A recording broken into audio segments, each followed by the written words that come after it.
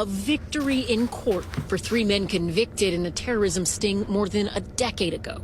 Police arrested the men last night as they were allegedly planting what they thought were real bombs outside a Jewish temple. A federal judge ordering the release of Anta Williams, David Williams, and Laguerre Payne, 3 of the men known as the Burgh Four, arrested for a plot to blow up synagogues in New York City and shoot down National Guard planes in upstate New York. The suspects allegedly conducted surveillance and took photos of possible targets. In a scathing decision, U.S. District Judge Colleen McMahon accusing FBI agents of trying to arrest petty criminals by radicalizing the men to participate in a plot she called an FBI orchestrated conspiracy.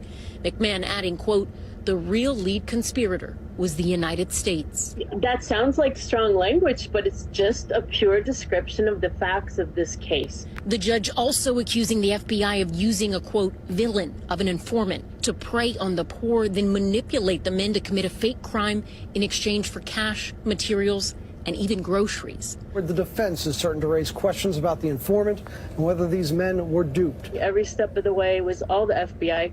These guys they had no driver's licenses. They couldn't find Google Maps of where these targets are that the FBI informant told them to use. I mean, they came up with not one single part of this plot. It was all the FBI. That FBI informant, Shahid Hussein, who made headlines again when a stretch limo operated by his company crashed in rural New York, killing 20 people. Manslaughter in the second degree. Hussein now serving a 5 to 15-year prison sentence for that crash.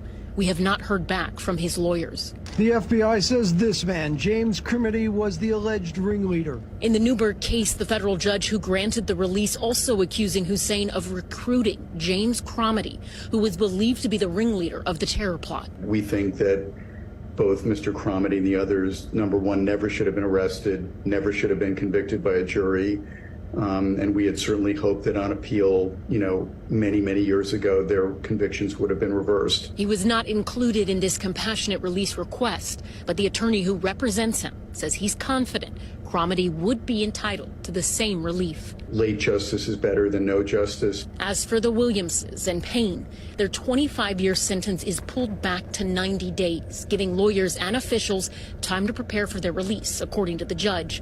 Their attorney hoping for more compassionate releases in the future. I think that the FBI is still doing and has been doing a lot of these unfair sting cases where they prey on mentally ill young men who really are not interested in terrorism. We've reached out to the FBI and Department of Justice, but have not heard back.